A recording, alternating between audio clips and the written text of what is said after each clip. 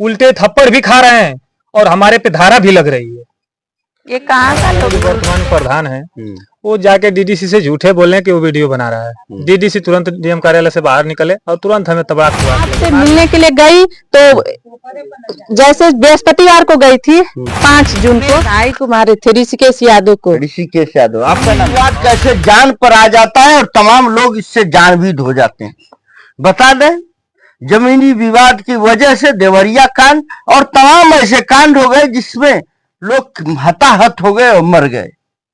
एक ऐसा प्रकरण गाजीपुर जिले के में है, हम यहाँ पे हैं और ये ऐसा पीड़ित परिवार है। इसी की जवानी, इनकी पूरी कहानी जानेंगे और किस प्रकार यह पीड़ित परिवार डीएम साहिबा कार्यालय गाजीपुर में जाता है। डीएम साहब तो नहीं मिल पाते हैं, लेकिन वहां के कर्मचारी इनके साथ भद्र व्यवहार करते हैं। बताते हैं ये लोग कि हमें मारा भी जाता है। क्या कहानी है, पूरी सच्चाई इन्हीं की जुबानी। मेरा नाम प्रियंका यादव है जी प्रियंका जी, मैं गई थी जिला अधिकारी के पास प्रार्थना पत्र देने, वही जमीन मैटर है। हाँ। तो मैं अपने लोकतंत्र पे भरोसा करते हुए, अपने लोगों पे भरोसा करते हुए, अपने बाबा पे भरोसा करते हुए मैं यही अनुरोध करना चाहती हूँ कि रामोद यादव और सीताराम यादव की कुर्सीनामे से उनकी जमीन की जांच की जाए और जो सही है उसी के लिए हमको न्याय दिया जाए। और जो जमीन मौके पे सीताराम यादव कब्जा किए हैं, उस जमीन को अभी छोड़े। जब तक फैसला नहीं होगा, न रामोद यादव उसको जोतेंगे बोएंगे, न सीताराम यादव जोते बोएंगे। जांच करके जब तक कार्रवाई नहीं होती है, जब तक दोनों लोग के बंटवारा नहीं होगा, तब तक जमीन को उसी तरह बाबा जी खाली करा दे। हम यही अनुरोध करना चाहते हैं आपके चैनल के माध्यम से। सबसे बड़ी बात इन्होंने कही कि क्यों न जब तक वो विवादित जमीन रहती है, ना ही हम उस पर हल चलाएं, ना ही दूसरा पक्ष चलाए। लेकिन दोस्तों, न्यायालय में पैड पे पैड और फाइलों पर फाइलें दबी रह जाती हैं और ये मामला काफी वर्षों तक और पीढ़ियों तक चला करता है।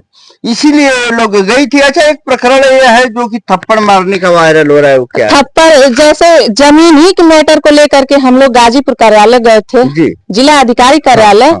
तो उसी में ये प्रार्थना पत्र देने के लिए गए थे, क्योंकि वो भाई ग्राम प्रधान है, उनके पास पावर है, आला अधिकारियों से मिल सकते हैं। गरीब आदमी तो अधिकारी से अपना पर्सनल बात जाके कह नहीं पाएगा। प्रार्थना पत्र के माध्यम से बस जाके एक ही बार में जी हजूरी करेगा, बार बार तो नहीं जा सकता है। वो तो ग्राम प्रधान है, अपनी कई बातें लेकर जाएंगे, उनसे उनका प्रेम बना रहेगा, वो कुछ भी अपना कह सकते हैं। उनका मैं विरोध नहीं कर रही हूँ। जैसे उनको पावर है तो अपने पावर का इस्तेमाल करके एक गरीब आदमी को, ये जो मेरे पिताजी हैं 35 साल से मुकदमा लड़ रहे हैं, मेरे जन्म से पहले से लड़ रहे हैं, क्या इनको न्याय नहीं मिलना चाहिए? बिल्कुल मिलेगा। लोकतंत्र में जनता का अधिकार है न्याय पाना, आपको भी मिलेगा। तो मेरे पिताजी लोकतंत्र से बाहर के हैं, 35 वर्ष हो गया, आज तक न्याय नहीं मिला।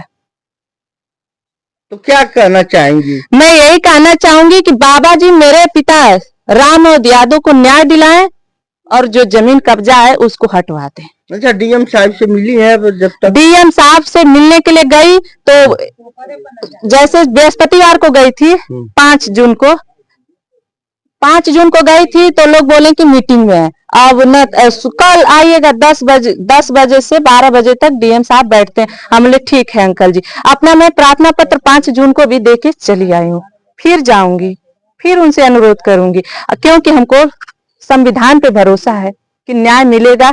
संविधान हमेशा सच का साथ देता है। डीएम साहिबा, डीएम साहब, आपके पास लोग पीड़ित क्यों जाते हैं अपने अधिकारों और अपनी गुहार के लेके? हमारे डीएम साहब भी बहुत अच्छे हैं, लेकिन हमारी कानून व्यवस्था में कुछ ऐसे लोग हैं कि अपने धौंस जमाने के लिए और थोड़ा सा रुतबा बनाने के लिए ऐसे गरीबों पर हाथ उठा देते हैं जिससे उनकी रूह कांप जाती है। अच्छा, किसको मारे थे? मेरे भाई को मारे थे, ऋषिकेश यादव को। ऋषिकेश यादव, आपका नाम है? हाँ, मेरा नाम ऋषिकेश यादव। क्या हुआ था ऋषिकेश? हम वहाँ पे खड़े थे और पापा और मेरी बहन दरखास्त देने के लिए गए थे, और मेरा पटदार जो सीताराम यादव जो वर्तमान प्रधान है, वो जाके डीडीसी से झूठे बोले कि वो वीडियो बना रहा है। डीडीसी तुरंत डीएम कार्यालय से बाहर निकले और तुरंत हमें तबाह। जब मार लिए तो हम पूछे क्यों मारे, तो बोल रहे हैं कि तुम वीडियो बना रहे थे। हम बोले कि हम वीडियो नहीं बना रहे। फिर अपने सिपाही से, जो उनके साथ रहता है, सिपाही धर्मेंद्र यादव, उनसे बोले तो मोबाइल हमारा छीन लिए, कलर रोलर पकड़ के मोबाइल छीन लिए और वीडियो चेक किए, उसमें वीडियो नहीं था। तो वो बोले कि तुम्हें चालान करवाएंगे। हम बोले ठीक है करवा दीजिए, हम डीएम साहब के कार्यालय के सामने बैठ कर धरना दूंगा, यहीं पे बैठा रहूंगा जब तक डीएम साहब नहीं आएंगे। जब तक डीएम साहब से हम नहीं मिलेंगे तब तक जाएंगे नहीं। उसी के बाद एसडीएम साहब को लोग बुलाए, एसडीएम साहब आए तो वो बोले पापा को और हमको कि चलो ऑफिस में आओ। ऑफिस में गए, कागज लेकर, कागज दिखाए तो बोले कि पूरा कागज नहीं लेकर आए हो, ठीक है अगले दिन 10 बजे आना। वहां से फिर चले आए। फिर पापा बोले कि नहीं हम डीएम साहब से मिल के जाएंगे। फिर आके जमीन पे वहीं दरवाजे पे बैठ गए पापा। फिर तुरंत कोतवाल साहब आए, बरियाई से धक्का मुक्की करके अपने कोतवाली लेकर चले गए। वहां से तुरंत पापा को 151 धारा लगा के चालान कर दिए। 8 बजे रात को छोड़े, वहां से जमानत करा के हम लेकर आए। उल्टे थप्पड़ भी खा रहे हैं और हमारे पे धारा भी लग रही है।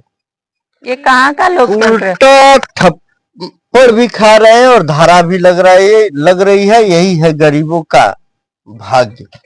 दोस्तों, बड़े बड़े लोगों का तो ऐसे ही सुनी जाती है, लेकिन गरीब किस प्रकार इस त्रासदी से गुजरता है और पीड़ा से गुजरता है, यह पीड़ित परिवार है। और किस प्रकार हाथ जोड़ जोड़ कर लोग गुहार मांग रहे हैं, ये चीजें हैं। लोकतंत्र से हमें न्याय मिले। लोकतंत्र, हाँ, संविधान पे मैं अपने भरोसा करती हूँ और बाबा पे भी भरोसा करती हूँ, अधिकारियों पे भी भरोसा करती हूँ कि जो सच्चाई है उसकी जांच किया जाए और हमें न्याय दिलाया और जाए। हमारे देश के कानून का क्या कहना। दोस्तों, गरीब किस प्रकार पीड़ित होता है और रो धोकर सारी फरियाद सुनाता है। लेकिन हमारे देश में बहुत अच्छे अच्छे लोग हैं और पुलिसकर्मी भी अच्छे हैं, अधिकारी भी अच्छे हैं। लेकिन कुछ लोग ऐसे हैं कि अपने वर्दी का धौंस जमाकर एक पीड़ित परिवार को और गरीबों पर मारते पीटते हैं और गाली गलौज भी कर जाते हैं। एक ऐसे परिवार, ऐसे लोग,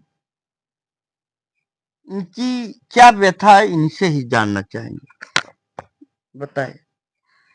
प्रियंका यादव, रामोद यादव की मैं लड़की हूँ। जी। जमीन मैटर है। हाँ। श्री माननीय मुख्यमंत्री जी से हाँ। मैं यही अनुरोध करना चाहती हूँ और बाबा से मैं पुनः अनुग्रह करती हूँ कि हमारी बात को सुना जाए।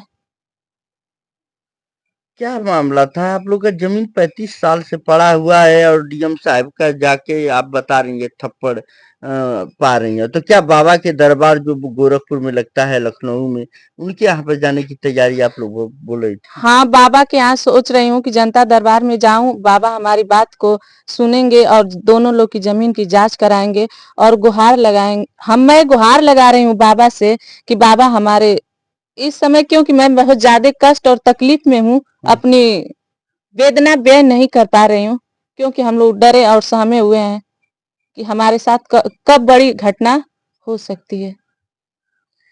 कब कोई बड़ी घटना घट जाए, इन लोगों को डर सता रहा है। और मैं अपने चैनल के माध्यम से सभी लोगों से मिले हैं और सभी लोगों की पीड़ा आप लोगों को सुनाए हैं। आप अपने सुझाव और कमेंट जरूर लिखिएगा दोस्तों। किस प्रकार गरीबी से की वजह से मरता है, ना ही इसके पास पैसा है और ना ही इसके पास सोरस पैरवी आदमी है।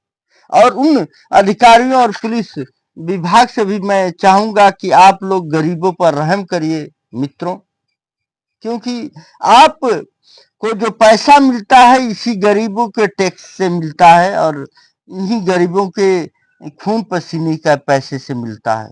तो आप ऐसा न करें जिससे कि गरीबों को रोना पड़े और आपके थप्पड़ का शिकार होना पड़े। दोस्तों, हमारे साथ आप जुड़े रहें। बहुत बहुत धन्यवाद। नमस्कार।